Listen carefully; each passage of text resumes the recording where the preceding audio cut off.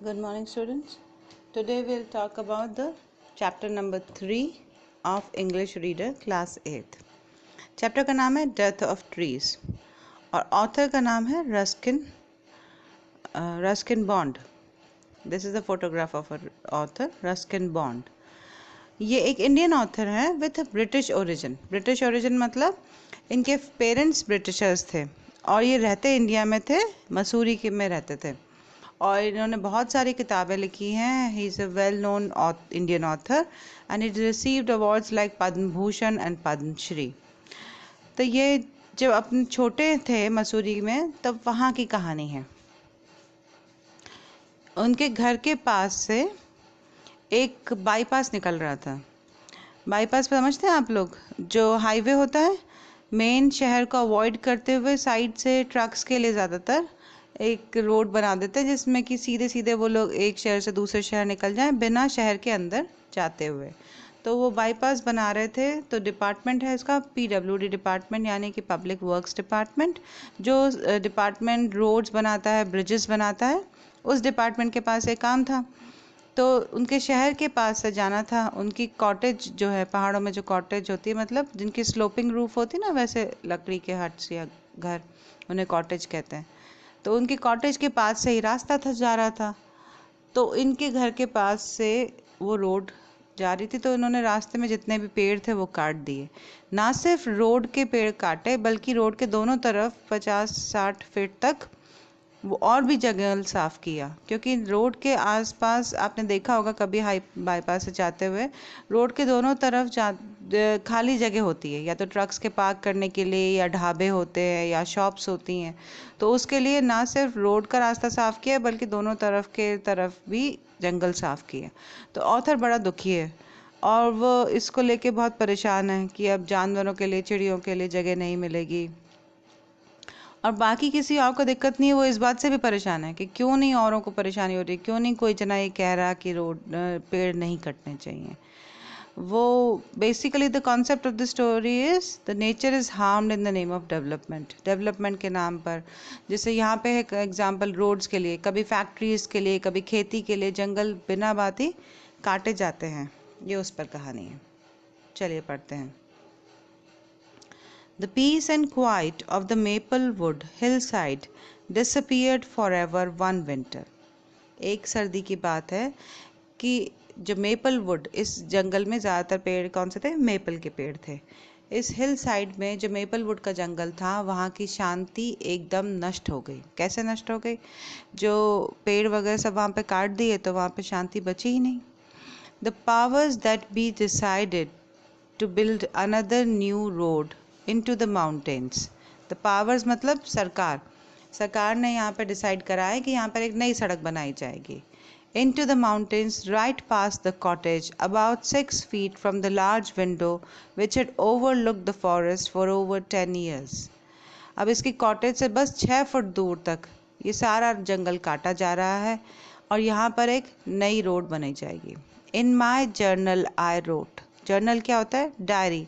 आपको diary entry सिखा रखी है तो डेली डायरी लिखते हैं. तो इसने अपनी डायरी एंट्री में क्या लिखा है वो पढ़ते हैं. देखिए, already they have failed most of the trees. अभी तक कई सारे पेड़ वो ऑलरेडी काट चुके हैं. The walnut was one of the first to go. सबसे पहले कौन सा पेड़ कटा? अखरोट का पेड़ कटा.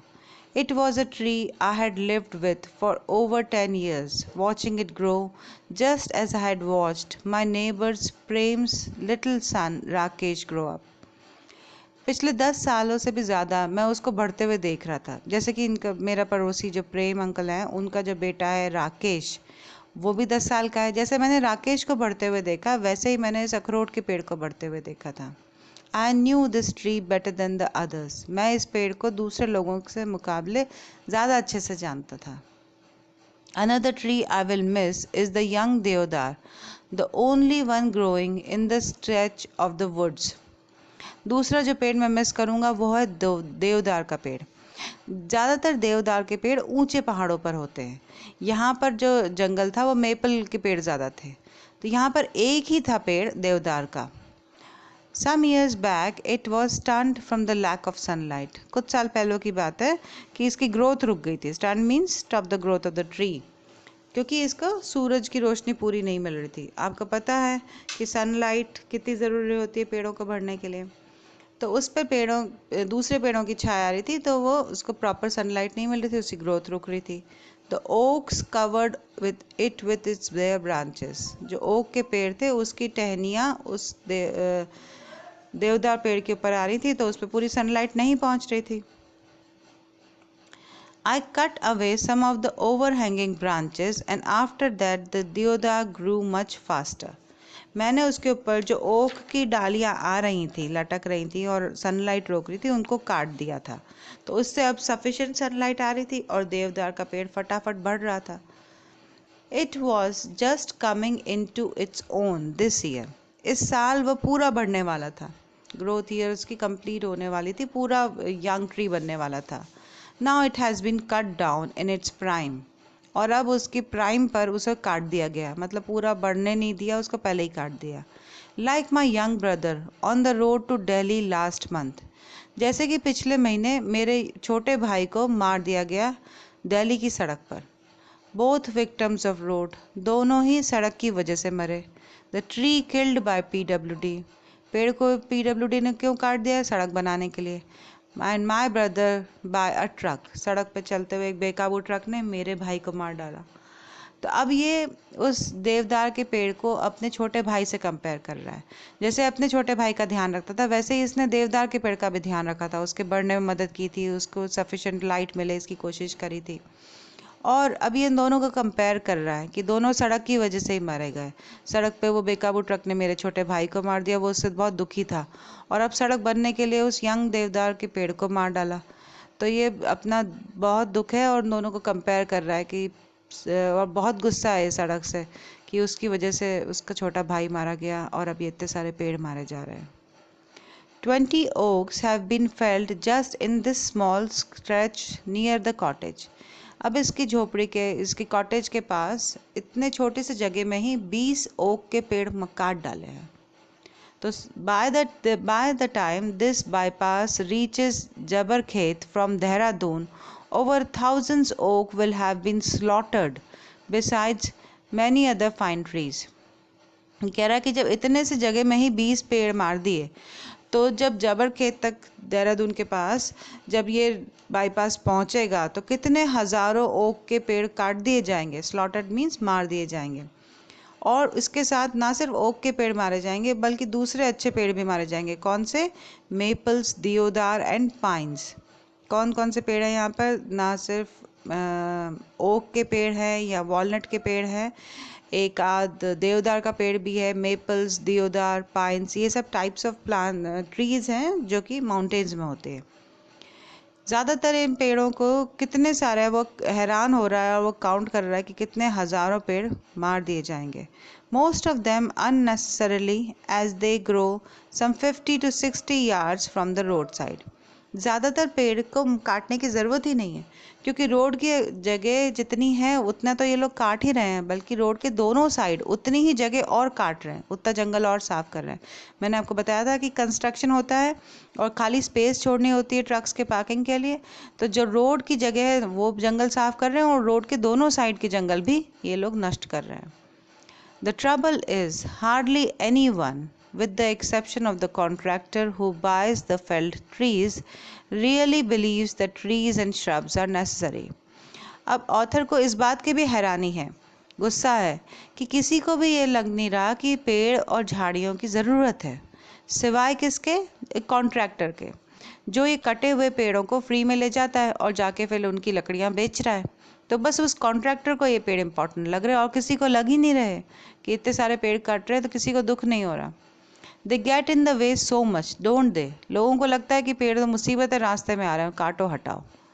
According to my milkman, the only useful tree is one which can be picked clean of its leaves from fodder. मतलब जो मेरे दूध वाला है सिर्फ उसको ही लग रहा है कि ये पेड़ ज़रूरी है, सिर्फ वो वाला जिसकी पत्तियाँ ये तोड़ के ले जाता है अपने जानवरों को खिलाने के लिए, उनके चारे के लिए. सिर्फ उसको उन पेड़ की वैल्यू है, सिर्फ उस कंट्रैक्टर को पेड़ की वैल्यू है जिसको पैसे मिलेंगे लकड़ी बेच के, और किसी को किसी इतने सारे पेड़ कटने पे कोई दुख नहीं है। And a young man remark to me, एक यंग आदमी ने बल्कि मुझे कहा, you should come to Pauri, the view is terrific, there are no trees on the way. वो कहता है कि तुम्हें पौड़ी आना चाहिए, मसूरी से क्यों कह रहा है कि तुम्हें पौड़ी आना चाहिए, क्योंकि वहाँ पे पहाड़ों की सुंदरता दिखती है और रास्ते में कोई भी पेड़ नहीं है, मतलब व्यू डिस्टर्ब नहीं होता, आपको दूर तक घने कोई जंगल नहीं है, कोई आपकी व्यू में कोई रुकावट नहीं है, आपको दूर तक खूबसूरत पहाड़ नज़र आते हैं। तो क्या ये अच्छी बात है? आपको ऐसा लिखना चाहिए क्या? मेरे हिसाब से तो नहीं, ऑथर के हिसाब से भी नहीं। Well, he can stay here now and enjoy the view of ravaged hillside. अब ऑथर कह रहा है कि वो यंग मैन जिसने कहा था कि पेड़ों से रुकावट होती है व्यू में, उसको अब यहाँ रहना चाहिए क्योंकि यहाँ भी अब पेड़ नहीं बचे। रैवेज्ड मतलब सीवियरली डैमेज्ड। अब ये जो हिल साइड है वो सीवियरली डैमेज्ड हो गई है, यहाँ के सारे पेड़ काट दिए गए। अब वो यहाँ रुके और व्यू देखे। But as the oaks have gone the milkman will have to look farther for his fodder. अब ओक के पेड़ हट गए हैं, तो अब जो दूध वाला है उसको दूध के पेड़ों से जाकर अब पत्तियां लानी पड़ेंगी अपने जानवरों के चारे के लिए। Rakesh calls the maples the butterfly trees because when the winged seed fall they flutter like butterflies in the breeze. Rakesh जो इनके पड़ोसी का लड़का है 10 साल का, वो मेपल के पेड़ों को बोलता है बटरफ्लाई ट्रीज। क्यों? क्योंकि जो उसके सीड होते हैं मेपल के, वो विंग्ड सीड होते हैं। मतलब आप लोगों ने पढ़ रखा होगा सीड डिस्पर्जल। सीड डिस्पर्जल के कई तरीके होते हैं, विंड, वाटर, इंसेक्ट्स। तो यहाँ पे जो सीड है मेपल का, उसके चारों तरफ ऐसे पतली एक झिल्ली बनी होती है, जैसे लगता है कि पंख हों उसके, और जब तेज़ हवाएं चलती हैं तो वो सीड हवा में उड़ते हैं। अब जहाँ पे गिरेंगे और सही उनको कंडीशन मिलेगी तो वो वहाँ पे भी मेपल का पेड़ उगा देंगे। तो जब तेज़ हवा में वो विंग्ड सीड उड़ते हैं तो ऐसा लगता है जैसे बटरफ्लाइज उड़ रही हो हवा में। तो वो छोटा बच्चा मेपल सीड को बटरफ्लाई ट्री बोलता है। नो मेपल्स नाउ, लेकिन अब तो कोई मेपल का ट्री बचा ही नहीं है। No bright red leaves to flames against the sky. Maple के जो पेड़ होते हैं पतझड़ के समय एकदम लाल रंग की हो जाती है पत्तियाँ, तो ऐसा लगता है जैसे कि आग आग लगी हुई हो आसमान में, इतने खूबसूरत लाल रंग की पत्तियाँ होती हैं। तो अब ना तो मेपल के पेड़ रहे, ना मेपल की बटरफ्लाई की सीड्स रहे, और ना ही उनकी लाल पत्तियाँ रहीं जैसा कि लगे कि आकाश में आग लगी हुई है। नो बर्ड्स, और अब चिड़िया भी नहीं रहेंगी। That is to say no birds near the house. कहने का मतलब है कि अब घर के आसपास कोई चिड़िया नहीं रहेंगे, क्योंकि जब पेड़ नहीं है, उनके लिए घर नहीं है रहने को, खाने के लिए सीड्स नहीं है, तो चिड़िया अब यहाँ नहीं रहेंगी।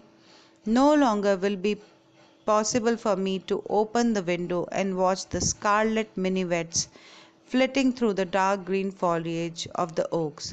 अब ऐसा नहीं होगा कि मैं खिड़की खोलूँगा और मुझे खूब सारे बड़े हरे ओक के पेड़ों में स्कारलेट मिनीवेट्स दिखेंगे। Scarlet means bright red colour. Minivets होती है छोटी चिड़िया, जंगली जो कोयल होती हैं उनको मिनीवेट्स कहते हैं। तो लाल रंग की कोयल अब ओक ट्री पे नहीं फुदकते हुए दिखेगी मुझको।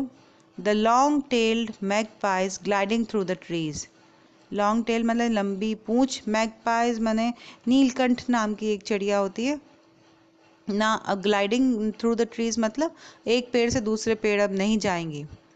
The barbet calling from his perch on the top of the deodar. Barbet होती है छोटी कलर्ड फ्रूट ईटिंग बर्ड। अब वो भी देवदार के पेड़ों के ऊपर पर्च मतलब फुदकना नहीं फुदकेंगी। Forest birds all of them will now be in search of some other stretch of surviving forest. जितनी भी जंगल की चिड़िया थी जो इसने यहाँ नाम लिया है, मिनीवेट्स, मैगपाइज, बारबेट, ये सब चिड़िया अब यहाँ से चली जाएंगी। अब कहाँ जाएंगी? दूसरा कहीं कोई जंगल देखेंगी जो बचा हुआ हो अभी भी सिविलाइजेशन से, जहाँ पर ही रह सके, सुरक्षित रहें। The only visitors will be the clamorous crows. अब कौन से मेहमान होंगे यहाँ पे? कौन बचेगा? सिर्फ कौवे। क्लैमरस मतलब जिनकी कर्कश आवाज़ होती है, नॉइजी। सिर्फ क्रो। क्यों सिर्फ कौवे यहाँ पे क्यों सर्वाइव करेंगे?